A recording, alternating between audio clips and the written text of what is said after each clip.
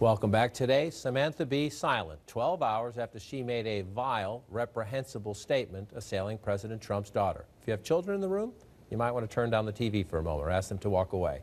On her Turner television show, Full Frontal, B used a picture of Ivanka Trump to try to make a point about the Trump administration policy of separating immigrant families at the border. The policy is controversial, but the reaction to this should not be. The comedian calling Ivanka Trump the C word.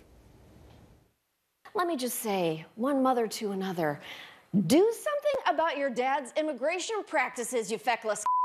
He listens to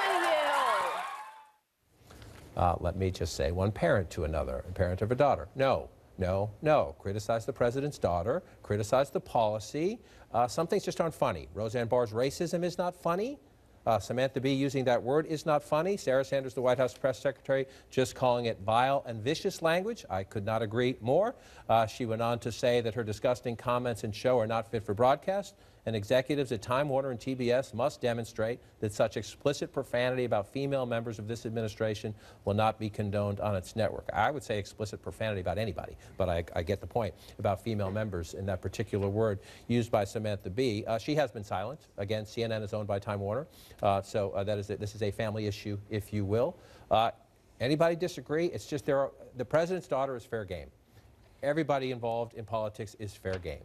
Why do you have to use words that should not be spoken about any human being, whether it's the president's daughter or a perfect stranger? Why? I don't know. I mean, look, she's right. I mean, it's... And the comedians will say it's comedy.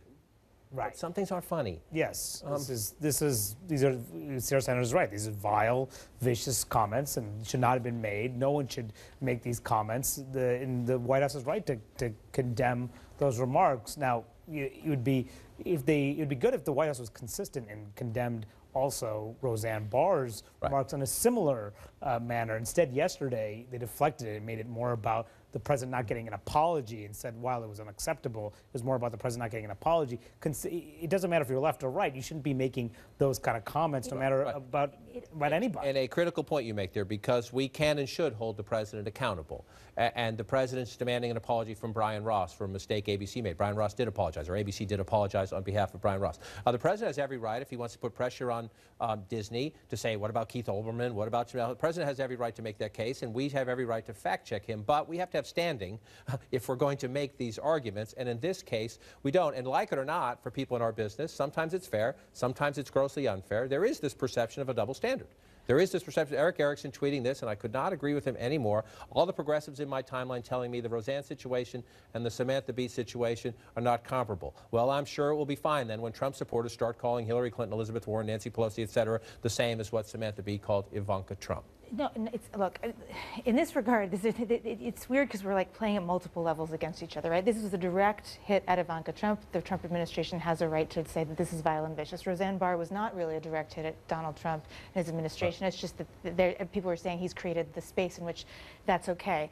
I mean, look, this is a stupid thing for Samantha B. to have done because she's not really anti-woman, right? She's just choosing a really vile term to use there, whereas the problem with Roseanne Barr is that she may actually be really racist, and that's a much more deep-seated issue. And so we're talking about terms and apologies and equating things that are, you know, in one case a really stupid thing to do, and in one case maybe a much deeper problem. And there is, generally speaking, a lack of basic decent dialogue happening in the television space right now, which is its own problem as well.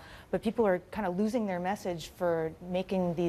I think for someone to say Samantha B. is not really anti-woman, because even though she uses that term, well, you know, I'm not making an excuse for it. I'm saying, you know, you undercut your own position. Right. I think and indecent conversation is indecent, period. Yeah, I think but what we're seeing on both sides with the Roseanne situation and the Samantha B. situation is the over-personalization of politics. Yes. Right. And I think that's something that existed before Trump, it will exist after Trump, but that he certainly exacerbated. Right, just apologize. And the company, forgive me, I work here, but the company should say something too. Thanks for joining us.